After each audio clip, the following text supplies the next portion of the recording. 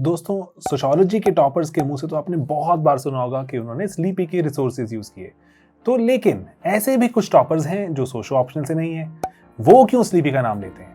दोस्तों, हम sleepy classes में जीएस एक्सटेंसिवली कवर करते हैं। ना सिर्फ यूट्यूब में डेली 4 वीडियोस आते हैं दोस्तों वहां पर, बल्कि हमारे पेड मॉड्यूल्स हैं। आज भी भारत के most cost effective paid modules systematically coverage करते हैं पूरे जो जीएस को, एंड मेंटरिंग भी अब तो शामिल है। दोस्तों, मैं आपको इनवाइट करता हूं इस पूरी जर्नी में जो कि भारत के ग्रास रूट से क्रिएट कर रही है अब toppers. Hello everyone, my name is Priyansha Garg. I have secured All India Rank 31 in CSE 2022.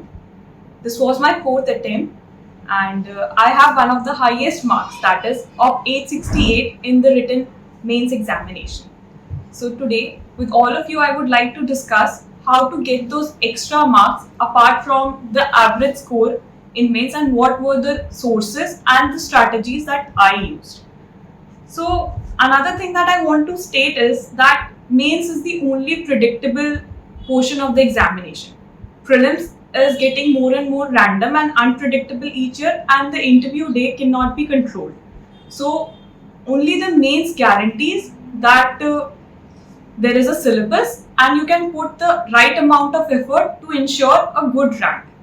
In my opinion, I think that to get a rank under 100, you need 270 plus in your optional and 420 plus in GS and an average score in essay of 125 to 130. This should get you a rank in top 100 irrespective of an interview score, which is the case with me also. So let's move in a systematic way with each GS paper, and I'll discuss what I have done in each of them. So let's talk about GS1 first.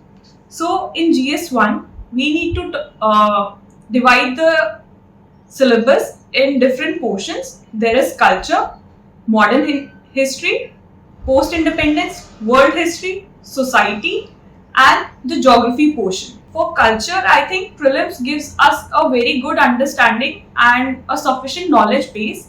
But to get those extra marks and to make sure that the right portions are addressed, we need to look at the UPSC syllabus, which talks about literature, art.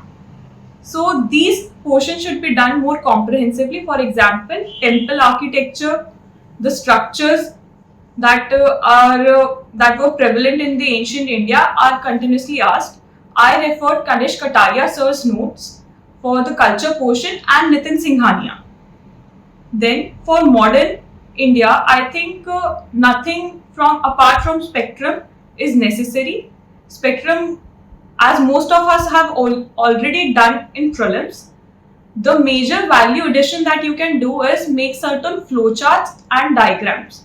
So for example, if there is a question with respect to moderates and extremates, you can make a quick timeline of when the INC was established, the portion when the moderates dominated, then when the extremates dominated, and 2 pointers below that timeline of the differences. So that gives you a certain edge to the question. Otherwise, modern India is sufficiently covered during prelims.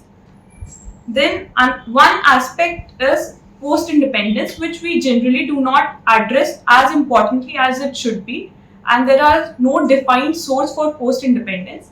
So for post-independence India, you can reach out to previous year UPSC questions. So when you look at the previous year UPSC questions, you will see recurring themes. For example, reorganization of states, then the language issue that is continuously asked in UPSC.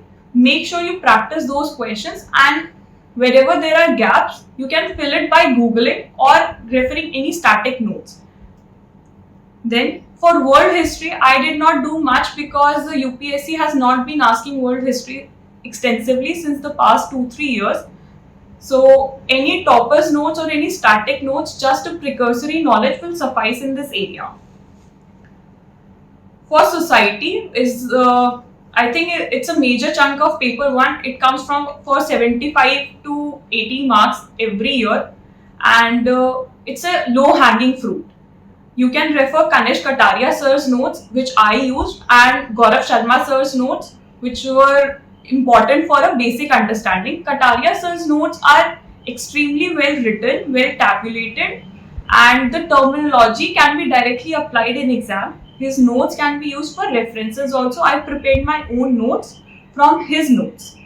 So again, in society, I would say that have a lot of examples of the recent times and new examples. For example, I'll say that if they ask about caste or communalism, have both examples, a positive and a negative example. This will create a balance.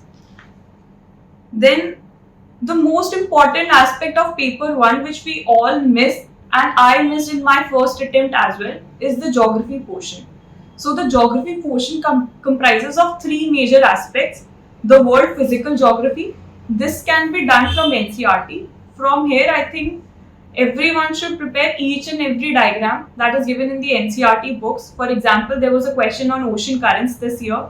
Then consecutively, they ask about the pressure belts, and these diagrams help you not just to tell the examiner that you know the topic, but also get that extra half or 1 mark which we all thrive for in each question. Then the mineral resource distribution. This is a very important topic in GS1. They have asked questions regarding various industries. This year, fishery industry was asked, rubber industry was asked, and a couple of years back they asked why wheat industry is prevalent in certain areas. So this portion should be done very properly, and I followed Rishikesh Reddy sir's notes for this area. You can copy his maps and create even shorter notes. His are much more comprehensive, but that can be a single point source. Then there is the last topic, which is the geographic phenomena topic, which has certain phenomena like tsunamis, cyclones. So don't mix this with GS3 disaster management.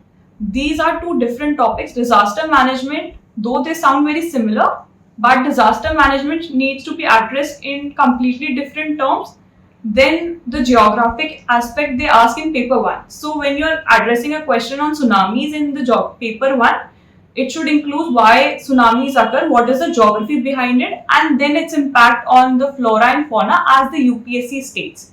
So again, for these portions, I think you can practice the previous year questions. This gives you a certain edge about what UPSC asks and how to approach that answer. Moving on to GS2 now. Again, for GS2, we have a tendency of restricting ourselves to Lakshmikant for polity, but again, I'll state that Lakshmikant does not completely address the needs of polity portion in GS2. There are portions, for example, RPA, which is a favorite topic of UPSC and is being constantly asked, and it's not given adequately in Lakshmikant. So you need to prepare your own notes, and how to prepare those notes is based on previous year questions. So whatever UPSC has been asking, for example, they generally ask what are the disqualification provisions under the RPA Act. So you should prepare that in well in advance. Then there is another topic, comparison between different constitutions with the Indian Constitution. So please prepare some major constitutional comparisons with India. For example, you should prepare USA, Britain, then France has become another favorite. Then I think China should also be done. What is the difference between the polity of China and India? So some major nations that are always in use should be prepared here. You can use any static notes of any coaching. I use Vision IAS material for this. Then again, in the polity portion, I would suggest that prepare your notes with respect to the previous year question that UPSC has been asking. For example, federalism is a favorite topic of UPSC. Now for federalism, you should have a clear understanding of not just what federalism is, but what they have been asking.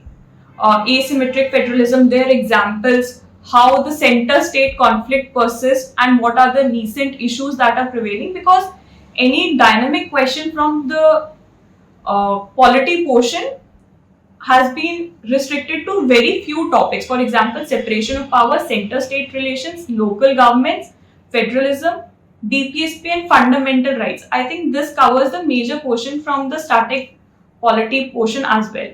Another topic is privileges of the parliamentarians. This is specifically mentioned in the syllabus. Please prepare Article 105 as it is. Then one value addition that you can do with GS2 is that prepare the constitutional, non-constitutional statutory body comprehensively. For example, they have asked the Vice President, the President, the Comptroller and Auditor General of India. They asked about CIC, NGT. So prepare not just from Lakshmikant or a coaching institute, prepare from the newspapers these topics. What I used to do is, I used to type on Google search that, for example, I'm preparing for NHRC. I'll type NHRC, the Hindu or the Indian Express, and couple of articles would pop up. Now try to write down those data, the recent reports and the recent issues with respect to these bodies. So every year they ask at least 2 to 3 bodies, and you should be well prepared in advance for this portion also. So these are the major lapses that we have with the polity portion, and I think if you follow this strategy, you'll be able to do it. Then there is a portion where we discuss about the welfare schemes for the vulnerable. Again, if you see the past year's UPSC question, you can identify the vulnerable sections that the Commission is asking. So women, person with disability, children, senior citizens, manual scavengers are their favorite topics, and their schemes, what are the schemes that are ongoing for these sections should be prepared, and what are the issues, what can be done. Then again we have a portion on government policies and different organizations, for example NGOs, SHGs and charities. Have few examples prepared. For this portion I would like to state that because my optional was public administration, I have never done it separately. I prepared it with my public administration paper 2 only. But I think having certain examples will help you. Also, you can refer Gaurav Sharma sir's notes for this. Then the governance portion, which includes citizens charter, e-governance, use of ICT. I think for those portions, definitions should be taken from ARC2. You can refer Anudeep sir's ARC notes. They are very comprehensive and very good. Also, the ARC notes helps you give the solution or way forward in the polity questions as well. For example, if there's a question on judicial and executive conflict, you can always write that ARC2 suggests a judicial value commissioner. So this gives you that half a mark or 1 mark which we are looking for. So again for governance, because my option was public administration, I did not invest a lot of time over here. But you can use Anudeep sir's notes and Gaurav Sharma sir's notes. For international relations, have diagrams with all the major regions and all the major countries ready. For example, this year there were many articles with respect to Indo-Pacific. So you should know where the Indo-Pacific region is, where the BIMSTEC region is, where the SAARC region is, and major countries will include the neighboring countries where you can draw a diagram. For example, if they're asking Kaladan multimodal project, you should be able to draw India-Myanmar connections. Or if they're asking BRI and its impact, you should be able to point it on map where Gwadar is, where Hambantota is. So that will give you a certain edge in those answers also. So with some, I think with IR you can have a little bit data prepared with major countries, for example China, USA, Russia. These are the major trading partners and close engagements of India, and their deficits or surpluses can help you get those value addition points. One thing that I did very uniquely in GS2 for all the topics is that I used to have certain quotes ready. Now, quotes include certain sayings of Dr. B.R. Ambedkar, which can be used in the polity portion for conclusion or introduction. Quotes can be of Dr. S. J. Shankar, which can be used in the IR portion. Quotes can be of Shashi Tharoor or the current Prime Minister or the President, whatever they are saying. A very common, a very relevant quote. Certain Chief Justice has said certain things in the past about a vulnerable section, about a case that is in news. So you can always write that down as an introduction and conclusion, and I think that gives you a decent amount of edge. So moving on to GS3 now. I think we need to understand with GS3 one very basic thing is it's not the economics paper. It contains multiple sections. I can divide it in basically 5 sections, each of 50 marks. So first is economics, second is agriculture, third is science tech, fourth is environment and disaster management, and fifth is internal security. Now what happens is we spend most of our time preparing for economics and agriculture and we miss on the low hanging fruit, which is disaster management and internal security. So while preparing for GS3, keep this that in mind that all the portions carry similar amount of weightage and your preparation should not be skewed. Now again for economics, I think for the whole GS3 paper also, I think it is very important that you look at the previous year questions before preparing any topic. So make it a point in your head how UPSC is asking a certain topic that is given in the syllabus and then you prepare your notes. For example, if you look at the syllabus, there is a topic government budgeting. Now you should know that maybe reading the whole budget won't solve the problem. You should know how UPSC asks about the budget. Does it ask about the sectors? Does it ask about the inclusive growth that is associated with the government budget?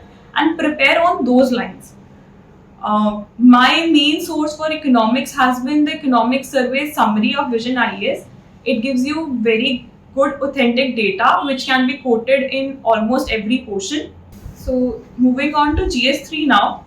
I think one mistake that most of us make is we think of GS3 as the economics paper. In fact, it consists of 5 sections, each comprising of approximately 50 marks every year. So I divided the GS3 in 5 major portions including economy, agriculture, science and tech, environment and disaster management, and internal security. Now, most of us spend a lot of time preparing for economics and agriculture, but we skip on the low hanging fruits, that is disaster management and internal security. So first mistake that you should avoid over here is making your preparation skewed in one direction. Then for economics and in fact for the whole GS3 paper, I would say that make sure you refer the previous year questions before making your notes or studying any material, because otherwise you will not be able to limit your content very properly. For example, there is a topic in economics about in the syllabus, that is government budgeting. Then there is a topic about infrastructure. So make sure that you have data and you prepare your notes as UPSC is asking. For example, in government budgeting, they usually ask how government budgeting leads to inclusive growth. So make sure that when you are reading a summary budget document, you mark out those points which will lead to inclusive growth and the issues with the government budget. That is also UPSC asks. So make sure you prepare notes and practice accordingly. Again for economics, I had a template prepared of how to answer certain questions. So I would use different points from this template. For example, whatever question comes, for example, it comes on inclusive growth and development. So I'll think about different dimensions in which inclusive growth can be done. So the government does it through the budgeting. So it can be fiscal policy. The banks do it through the monetary policy. Then there can be private sector. Then there can be the third sector. Then the individual savings can also be there. And different schemes that I can think about. So you can prepare your own template about what are the different portions. For example, how banks do inclusive growth. So for banking sector, they can be priority sector lending. So have these multi-dimensional points in prepare beforehand. Moving on to the agriculture portion. I think for agriculture, they only ask mostly, I won't generalize the statement, they mostly ask the terms that are mentioned in the syllabus. So prepare your definition for each and every term, then have a data. This data can be taken from the economic survey document. My sole source of all the data that I have used in the examination was the previous year and the past year's economic survey document, I used to refer to the Vision IS summary. It is about 70 or 80 pages, very easy to read, and it is the most authentic data that you can quote. So have your data ready. Think about the issues and solution on each topic beforehand. For example, if there was a question on PDS and it's a term in the syllabus. Now you can't miss on such low hanging fruits in the exam. So get the issues of PDS prepared 5 points on what are the issues, 5 points about what the government has been doing. For example, One Nation, One Ration, then there is the Shanta Kumar Committee. So 5 certain points and 5 points which you would like to see in the future or solutions that the government keeps on proposing. So for agriculture, you can do this portion and I think you'll be good to go. For science tech, I think this is the most unpredictable portion of GS3 because they can ask anything under the sun in science and tech. But still, to prepare, I think you should prepare just one A4 sheet on each term in the syllabus. For example, robotics is a term in the syllabus, nanotechnology is a term in the syllabus. You have a definition ready for each of them, you have a data ready for each of them, then the recent examples. This can be taken from any value addition material that comes during the mains preparation, and the issues of each of these technology and the solution that these technologies provide. So with this, I think just one A4 sheet, both sides on each topic will give you sufficient content for science tech. Don't try to waste your time about reading everything. For example, they have asked the blue LED question in the past. They asked cellulose this year. No one was prepared for those questions, and I think one should not run after these questions. Then for environment, again, I would say try to stick to the previous year themes that they have been asking. For example, 2 favorite themes of UPSC, I think 3 favorite themes of UPSC are pollution, climate change, and the EIA, which is mentioned in the syllabus. So prepare them beforehand. Others you can answer with your prelims knowledge or a general understanding also. For disaster management, you can read any coaching notes for the static portion. Again, have one point of data ready for each disaster. Just one. For example, the landslides in India. What is the rate of landslides in India? What is the fatality due to floods in India? How much cyclones occur in India vis-a-vis the Southeast Asian region or the South Asian region. So just one data for every disaster that is being asked in the previous year, and then prepare the Disaster Management Act very comprehensively, because again UPSC keeps on asking about it, and the involvement of local people in the disaster management chain. Then the last portion is internal security. For this, I use Wajiram Yellow Book to prepare my own notes. Again, please prepare your notes only after referring to the previous year questions. So you have a basic understanding of what to read in such bulk documents. For example, for money laundering, you don't need to have every bit of information, just what is money laundering, what are the acts and provisions that India has to address such issues. If there is a recent amendment in the PMLA Act, then you can read it more comprehensively. Or diagram, there is a very famous diagram for money laundering that can be prepared, and that will suffice. So whenever you're preparing your notes, please keep in mind that no amount of only you have to write just 3 pages in at most on any topic. So a A4 sheet amount of data and notes on each topic will suffice your purpose, and try to make it only that much. Otherwise, you'll keep on expanding and it will leave you scattered all over your preparation. Then for coming to GS4, I think GS4 cannot be done with just the conventional book or just one classroom material that each one of us is referring. I think after referring to a static material as per the syllabus where you have read about the different topics, you need to do a lot of value addition to gain decent marks in GS 4. So I'll take the section A and section B separately. For section A, I think to prepare each and every term in the syllabus, you should have a definition, you should have a quote, and you should have examples, 4 to 5 new examples on each term. For example, there is a topic of public life and private life. So prepare a quote, should public life impact one's private life or vice versa? What some famous person do while they try to segregate their public and private life. Same goes for the conventional values like integrity, objectivity. You can have a definition, you can have examples, and when you prepare these examples, these can be used in multiple places, even if not directly. Then examples again should be both positive and negative. So for integrity, you can have an example where someone upheld their integrity despite all the challenges, and a negative example where they were not able to hold their integrity.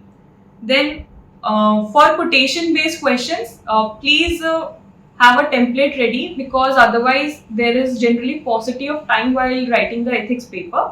So my standard was giving an intro. Intro can be about the meaning or a similar quote which I've prepared. Then giving examples from different walks of life. So this can be social, economic, climate, technological, private, environmental, any type of examples, 4 or 5. Then you can also have a different template for different quotes. For example, you can address the keywords. If it's a very big quote, you can address just the keywords from the quote, and that will also make a structured answer. Or you can address the quote in the past, present or future context, and then conclude very simply, either by framing the quote in a different way or with the quotation if you have, or some values that the UPSC is looking for in that quotation. Then for case studies, I think we should have again certain pointers in mind, that case study should always be answered as it is being asked. So and also intro and conclusion in case studies are very, very important. Otherwise, I think you tend to lose half a mark for both.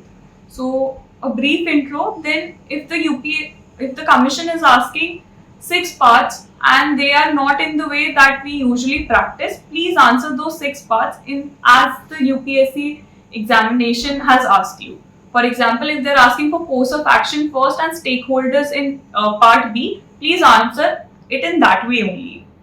Then make sure you address all the subparts even if they seem redundant separately, and then you can have certain innovations in case studies. For example, what I used to do is, for this year we had a lot of similar case studies. I think 3 case studies were very similar, and there was a major issue of how to make them different from each other. So I would make certain tables. For example, I'll make a column, I'll write the stakeholder, and then in the second column I'll write the stake of the stakeholder. So I think these are very simple things that make your copy stand aside. This can also be done with respect to the course of action. You can give your course of action, then you can explain in the second column why you are taking, or you can write the value, what value you applied. Then you can have certain diagrams prepared. You can use Apala ma'am's notes, Mehekjan ma'am's notes, or you can use my notes on my Telegram channel as well. So these diagrams, these examples can help you get those extra marks, because they eventually make your answers stand out. For conclusion, I would say that answer writing and mains is the only predictable portion in the examination. So work very hard in the 3 months that you have. Practice a lot of previous year questions. Keep the syllabus always in front of you, and try to analyze for yourself what is working and what not is working for you, because everyone's style of answer writing is different. You can learn from previous year toppers, look at their answer scripts and see what UPSC is rewarding, and I think that will help you score good marks. Thank you.